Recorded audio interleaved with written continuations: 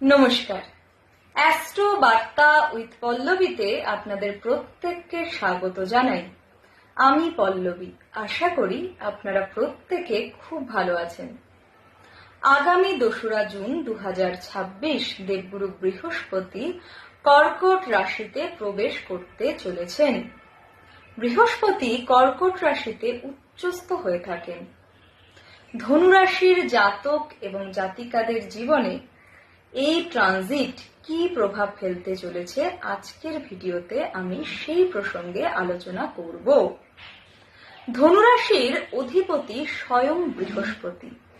ধনু লগ্ন সাপেক্ষে বৃহস্পতি লগ্ন এবং চতুর্থ ভাবের অধিপতি। বৃহস্পতি এই গোচরের প্রভাবে ধনু লগ্ন সাপেক্ষে অষ্টম ভাবে অবস্থান করতে চলেছেন।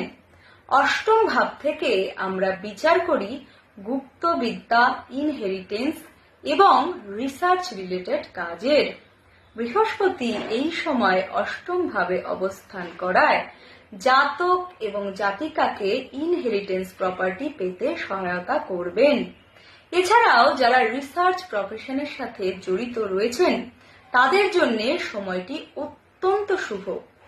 এছাড়াও এই সময় আধ্যাত্মিকতা, গুপ্তবিদ্যা অথবা তন্ত্রের প্রতি জাতক এবং জাতিকাদের ঝোঁক বাড়তে আমরা দেখতে পাব।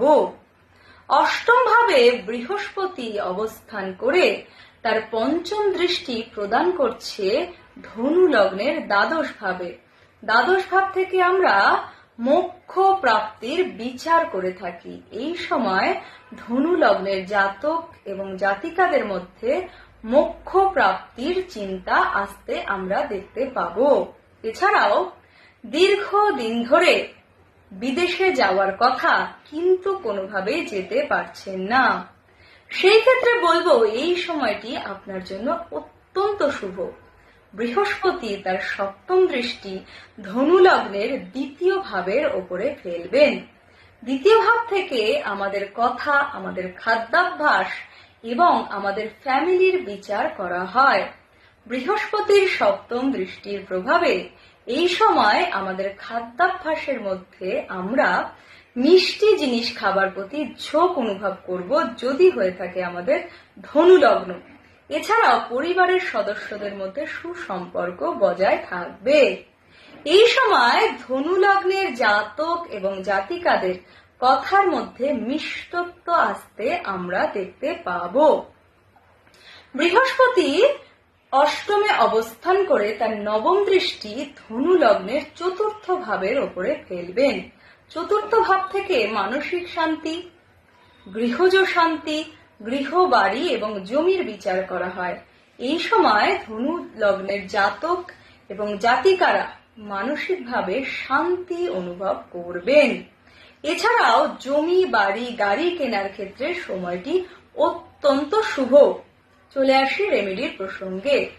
আপনার যদি হয়ে থাকে ধনু লগ্ন, সেই ক্ষেত্রে বৃহস্পতির এই গোচরের পূর্ণাঙ্গ ফলাফল পাবার জন্য আপনি প্রত্যেক দিন কপালে কেশরের তিলক লাগান।